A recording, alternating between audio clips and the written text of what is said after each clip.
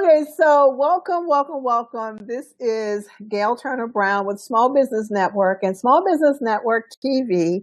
This is the place to come for small businesses to start, build, and grow their business. We're building a network. We're building a network of entrepreneurs and business owners, coaches, authors, speakers, so they can have one place to come to share their product and their service or connect with and meet other people that want to share their products and their services and get training. And so today I have a special honor to interview Dr. Nat'e Guyton. Did I say Guyton right? Yes. Awesome. Okay. Yes, my Great. husband would be happy. Okay. Yeah, we will make sure he stay happy. So we Dr. Guyton has just written a book. And she is going to be sharing because she's a transformational life coach. Is that an accurate assessment? A life coach, right? Well, Gail, I didn't consider that until you put out there transformational coach. So I said, oh, well, that works. Yay! Okay, good. I like transformational coach because the life piece, again, that's more personal, right? That's for the audience to do.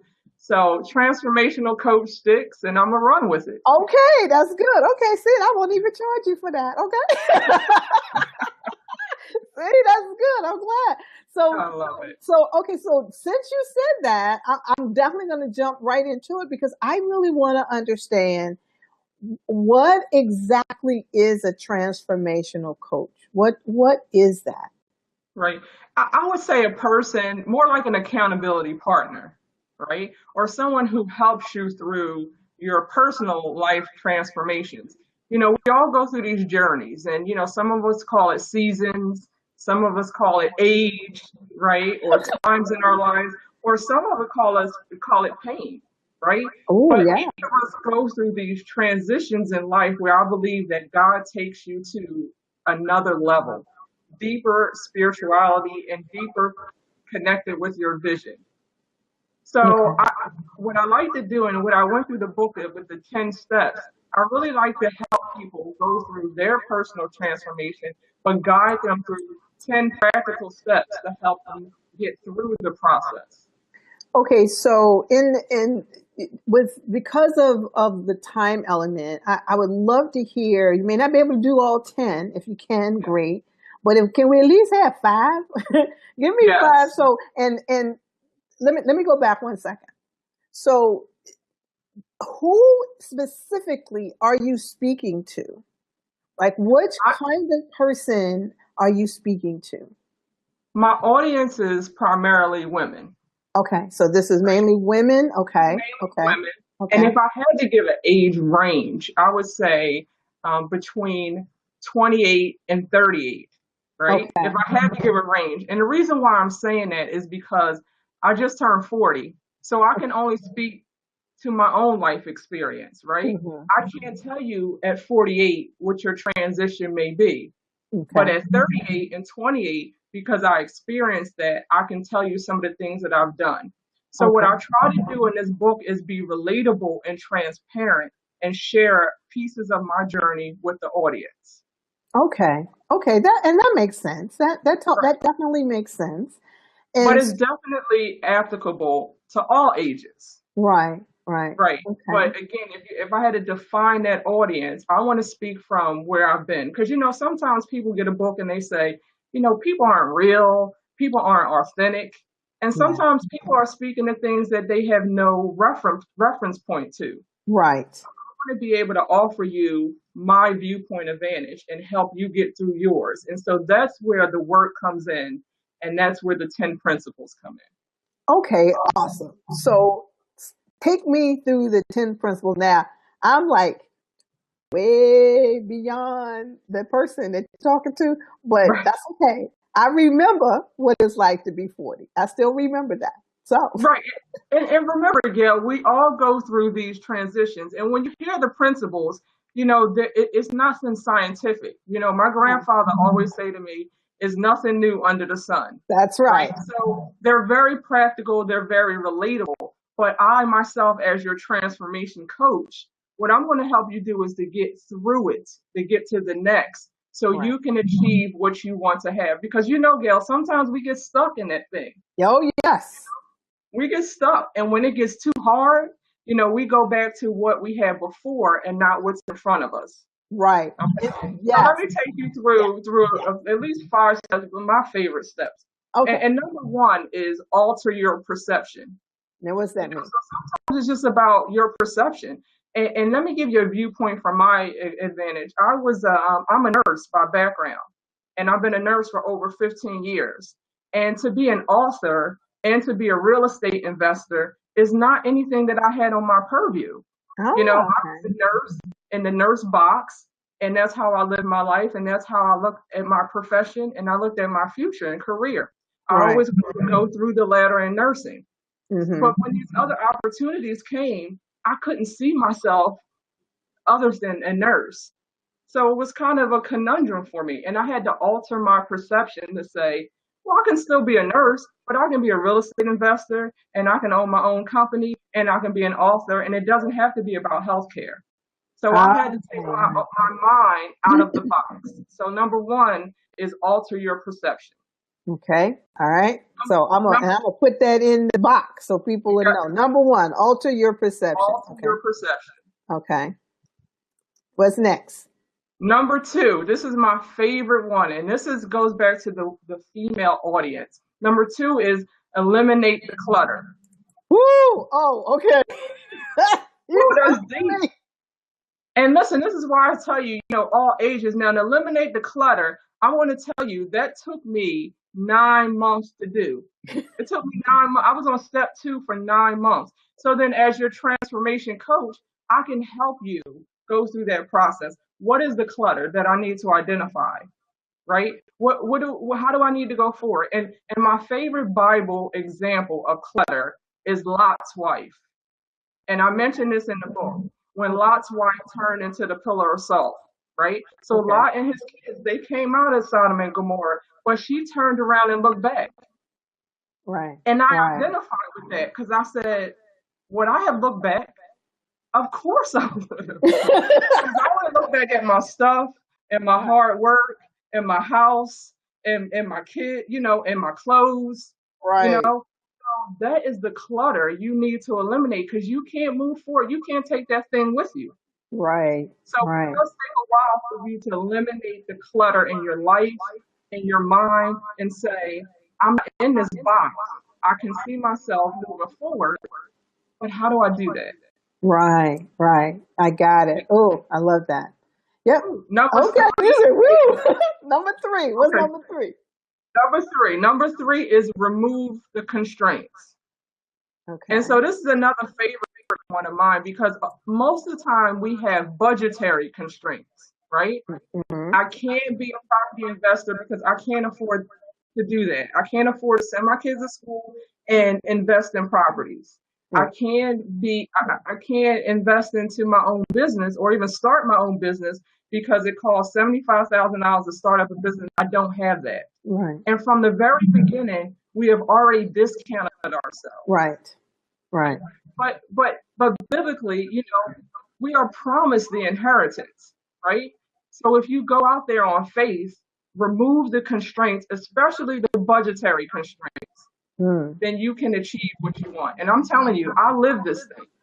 Wow. Okay. Give me number 4. Okay, so number 4 is shatter the rules. Ooh, I like that. Shatter the rules. Okay. Okay, yes. Yeah. And then, you know what? When we talk about rules, when we do that, though, we look at the external rules. But what about the internal rules? Right? Like our family history and our family culture. And mama didn't do that, so I can't do that. Yeah. Right? Nobody owned a house, so I can't own a house. Right? Nobody got married, so I'm going to shack up. These are internal cultural rules that have been placed on us, and we continue to place on ourselves. Yeah. So I think we're a little bit better these days with kicking down the glass ceiling, we do well with that, right? With the shoes and the heels kicking down. So I think we have that on lock, but it's these internal rules that we struggle with. Right. So again, your transformational coach can help you identify those, because I talk about that a lot in the book, and I allow the audience to journal in the book because I want you to identify anything you haven't identified with. Right. Right. So I am asking you to journal through the book and write down and identify what are the rules that you need. Wow. And then now a plan to do that. Oh, I really like that. I've got to share this. God, it's so fascinating that you said that. For a really long time, with me, I wanted to mirror my life growing up and my sisters and brothers. And so what that meant was, I mean, I grew up in a really nice house in Washington, D.C. We had a single family house. We had all of this land all around us. We had a big old tree in the back. So when I was looking for a home, I had to find a tree because I loved climbing that tree, right? So I had to have a tree. And then my sisters and brothers, they all have, nice houses and stuff. And so, but what I began to learn throughout my years and years and years and years and years of living was, I didn't want that. I mean, I'm not married anymore, and I don't cut no grass. I don't do maintenance. I don't do that stuff. And so and because of just the things that I enjoy the most, I realized, you know what? I don't need all of that. My children are grown. They're doing their thing. I don't need that. So I really what made me feel much better really was either a more compact life, because I really want to be able to pick up and go. I like to travel. And so then I'm like, I don't have to have that house on a hill, but as you said, those were like the family rules. It was like, that's what was acceptable. So that's what I was trying to do. And I was struggling doing it. It was a trip trying to do it. Right. So that is so, okay. This was good. Okay. What's number 5? Okay, I'm transforming, y'all. I'm transforming. See, we having therapy as we talk. Man, exactly. So, okay. What's number 5? What's number 5? So, well, this is not number 5, but I think it goes along with our conversation. It's really number 6, and it is don't be traceable. Ooh, don't be traceable. Right. Okay. So what I mean is, when someone look at me or they ask me what I'm doing from year to year, I'm always doing something different, right? And I'm always doing a lot of things because as human beings, we're very creative, we're diverse, we have a huge, wonderful plethora of a skill set. We have gifts that God put inside of us, and gifts. Yet and still, we narrow it down to one thing. We focus on that. We work for 444 years, and then we retire. And again, that's what we were socialized to do. Right. But the moment we do 5 different things, and I'll give you an example. So I'm writing a book. I work full time. I have a real estate investment business. I'm doing mentoring. I'm creating a healthcare agency. And someone said to me, all of that. And I really struggle with that because I'm like, well, that is a lot. But when I accept it, those are the gifts that are representative inside of me, which God put inside of me, and I embraced that. I felt free. Wow. So no, I'm not going to be traceable as the nurse. Right. Because guess what? I can continue to carry out my mission in everything I do. Right. And who I am, I'm an advocate. So as a nurse, I was an advocate. As a real estate investor, I advocate for families. As an author, I'm advocating for my readers in my community. As a mentor, I'm advocating for youth. I am living my purpose, but I'm exhibiting that in different ways. Right. So I'm no longer going to be traced to be a nurse or this type of person that's aligned with one job and one skill set. Right. And you don't have to be. And it's okay. Yeah, it's, it's interesting. It's like the actor or actress who's played a role in a particular thing all this time. It's like all of a sudden looking at Daniel Radcliffe. It's like, oh my God, I cannot see anybody but Harry Potter. That he will forever just be Harry Potter. And there are times that it becomes challenging for them to do diverse roles because it's like, and so, I like that. Right. And I think the earlier you get out of that box, right? And for example, Mary J. Blige, we love Mary, right? She's relatable. She can sing. But if she's singing, My Man Ain't Doing Right songs, we love it. But if she's singing I'm in love and my life is beautiful and golden, we're like, oh, what happened to Mary? Like, no, we want you to be crying. We want to hear, I'm not going to cry, Mary. Right. So society places us in boxes and we do it to ourselves. Right. So the more you can get out of not tracing this box for yourself and figure out, okay, what else do I want to do? Right? What else is inside of me? I don't have to wait until I'm 50 or 60, or I don't have to wait until the kids go to college to do this, or I don't have to wait till I quit my job to go start my company. I may be able to do both now. I love that. That's good. Now, Pat said that she said she didn't mind being traced, just doesn't want to be limited, and that's the thing. And I guess from listening to you, what's far more important is not worrying about how other people or society limits you. Make sure that you're not the one that's limiting you. Right. Because what we're doing in transformational innovation, we're working with ourselves and our brain. Right. And if you don't do it to yourself, you wouldn't allow anybody else to do it. Right. Right. Exactly. Okay. This is good. Now you said that was number 6 and not number 5. Number 6. Yeah. Well, you want to correct the number 5, but I thought don't be traceable was something that we should definitely talk with the audience about. Yeah. Because that's, I hadn't, I hadn't thought about that. So that's good. Well, I'm good with that because I have been, oh, goodness gracious. I've been a whole lot of things. In fact, I kind of get the side eye from my family. That's why we don't talk that much anymore. Because it was like, what are you doing now? And I'm like, I'm living. I'm living. I mean, we're all multifaceted. We don't have to be just one thing or just do one thing. It's like, you got a lot of interests, so why not do them? Now, however, let me ask you this though. How do you, especially so as you said, you've got, a nurse and real estate investing. And of course, you're probably a mom and you definitely said you was a wife. Okay. So this is always that ultimate question, especially when it comes to women. How do you balance it all? How do you do all of those things and still take care of you? Yes. Okay. So, this is always the $1 million question. Yes. Can women have it all? Right. And I'm a firm believer that you can have what you desire. You can have what's there for you and your purpose. I don't think you can have it all at the same time. Right.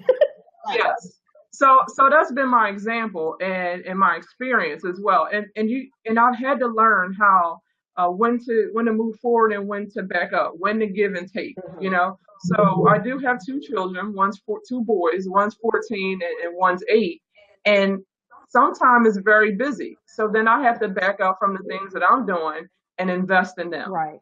And time for myself. And actually yesterday I was on a show and I talked about this.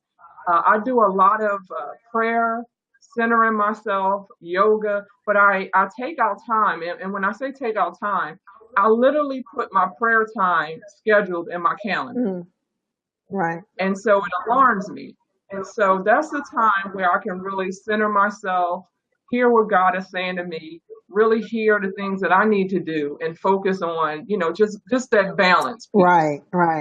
So that's twice a day. And I talk about that in the book as well, having that prayer time, scheduling that time and understanding and having everyone else around you understand how important that is for you. Okay. So obviously, like you said, you've just written a book, and when is it is it physically out now or is it due to come out? The book will be out by the 9th. Okay. So we are taking pre-orders. Okay. Yes, So that's it. that's So it. we're taking pre-orders right here. I got the website. All right. Put that in there. So, cause if y'all need some transformation, cause I know I do, cause I just got it. I mean, I really did. It honestly, it took me a really long time to finally figure out that that I was trying to be my family. You know, it was like, I felt like that was what was expected because Right. everybody else was doing it. You know, all my other sisters and brothers were doing it. So I was supposed to be able to do it too. Right. And it really pained me for a really long time. And I know there were times I would be in family gatherings and I would listen to their conversation. And I remember saying to my youngest sister, I have two sisters and a brother. And I said to my youngest sister, I said, you know, sometimes I don't think I belong here. I don't feel like I fit in because these conversations are just not my conversations. The things you guys are interested in and what you're doing is just not the same for me. And I felt like, so what's wrong with me? And so, and it took a long time to say nothing. Right. Right. But you know, again, I do want to mention that. I mean, because you know, we laugh and we joke and we say, well, it's lonely at the top, but it is isolating sometimes. Yeah. When you're walking in your purpose and seeking your destiny and doing all the things that God has for you, it can be isolating. But you know, I go back to the greats in the Bible. They were often alone, right? So they did a lot of their best work for God alone. And really, that's what we're here to do. We're here to do His work. You know, we're here to be an instrument. And, you know, we are going to be alone. But what I want to do through this book and actually my work and really have people come together is have them understand you're not really alone. Yeah, We should exactly. share our stories, right? We should be connecting with one another.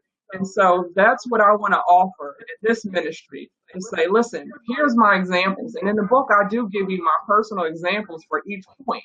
And I want to say, listen, you're not alone. So let's share with one another. Let's create transformational innovation groups, hold each other accountable, and support one another because we're all out here journeying to be more like Christ and to do His work. Okay. Now, I gotta say this. I'm just gonna say, I gotta say this. Okay. So when you do your work, it is, I'm trying to think, how is the right way to say this? As you're doing your work, and it just hit me at the very last thing that you just said, because you said we're all out here trying to do Christ's work. Right. Okay. Everybody's not, because that's not the path everybody follows. Yeah, However, the concept, the mission, all of that is still the same, regardless of what path you follow. So how do you, I'll say, incorporate and include those people who just that phrase at that end would say, oh no, this must not be for me because that's not the path that I walk. That's not what I relate to. Talk to me about that. Right. And I go back to the 10 principles, and this is why I made them very practical, right? And very relatable. Right. So people can, and actually I have presented the 10 principles at a corporate event. Okay. And I align each of the principle with what people go through climbing to the C-suite. Okay. And I had a line of people after the talk, and they really said to me, oh my goodness, I need to understand that. Right. So it is relatable, it is transferable, and the 10 principles are scalable. Right. Right. It's just in the book, I really point out my spiritual journey. Right. And how I journey through. Right. But what I want readers to take away from is the book and the principles, they're personal. And so they're very practical. And I want you to do your internal work, use your faith, use your mission to journey through the book. I will be there to guide you. Right. Okay. That I can work with that. because I try to always be inclusive. There's, I never want to think that there's everybody does not fit, but at the same time, everyone does. It's just that what you call, because it's like there are universal principles. It's like there are universal laws, but some people just may name it different things, but the laws are still the laws. You know what I mean? Yes. And so, and I like that. And the mission is. Yeah, I like that you said, I like the practical. A lot of people is like, you know what? Okay, if we can like let go all of those other words, give me what can I use every day that I can understand and use to transform these areas in my life. Right. And actually at the end of the book, I go through a daily checklist. So I give the readers a daily checklist in 7 points of what you can do, right, from your own viewpoint, your own standpoint, to really advance yourselves through the steps and achieve that transformational innovation. And I do want to talk about that title because some people said, well, what is the transformational innovation? And the transformational part is, again, our transitions, right? We go through these transformations, these transitions in our lives. One day we're in one person, we grow, we develop, we're another person in another, state of our lives. Right. But the innovation is the new you. And when we go through these transformations, sometimes we're looking for the outward experience. Okay, God, I'm going through this transition and I want to get this new job, or then I'll get married, or I'll have kids. And so we're looking at these external points. But what I'm saying in the book is the innovation is the new you. Right. It's the new you, the inside of you. How do you embrace that new you so you can claim all the things around you? And when you do get those things around you, because you will, then you can sustain them. Right. And then move to a next level. Oh, that is really, I like that. That's really, really, really good. So talk again, how people, I'm gonna let everybody see the book and make sure you say again, because I'm gonna wrap this up. I will tell you, I deliberately went longer. Okay. I'm like, this is good stuff. Yeah. And I want to make sure that people, get to hear it. I love it. Look at that. She got her little cue card. I love it. I love it. I got my cue cards. That's right. You got your cue card. Wait, I love it. And I have a surprise for you before we end. So I had to get my gal hat.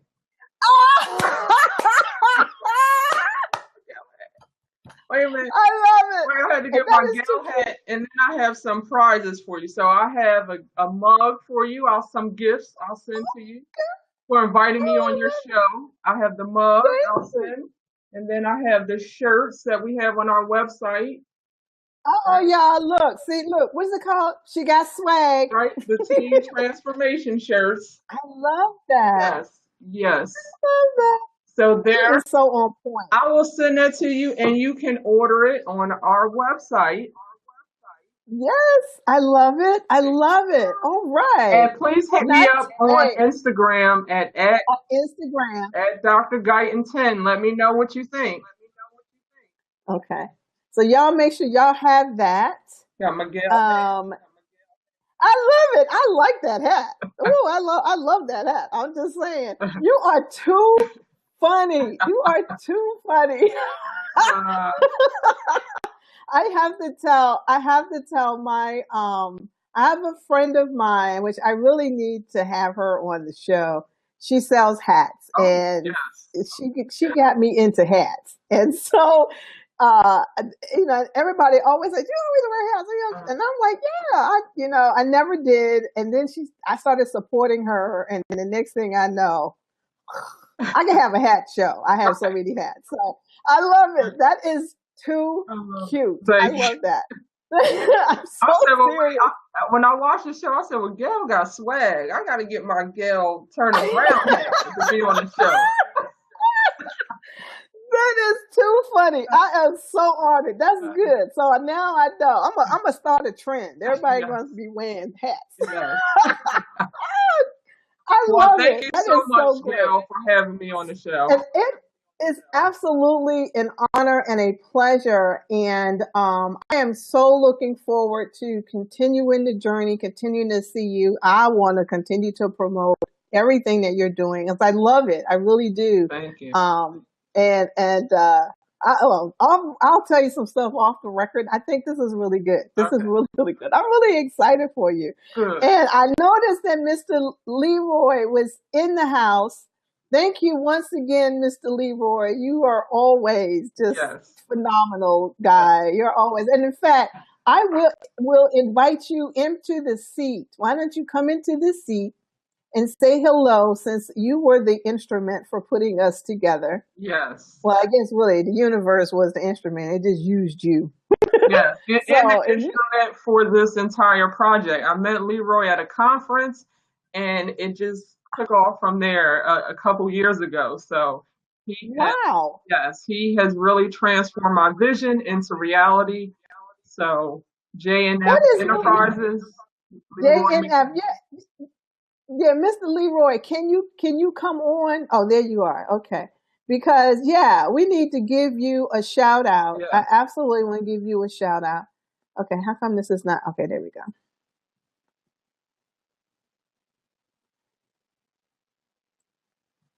Oh, he's coming. Yes, it's coming. Hey. Sit back. I keep saying the top of your head. You have your hat, Leroy? I need to put my hat on. That's all I said. This big old shiny chocolate globe.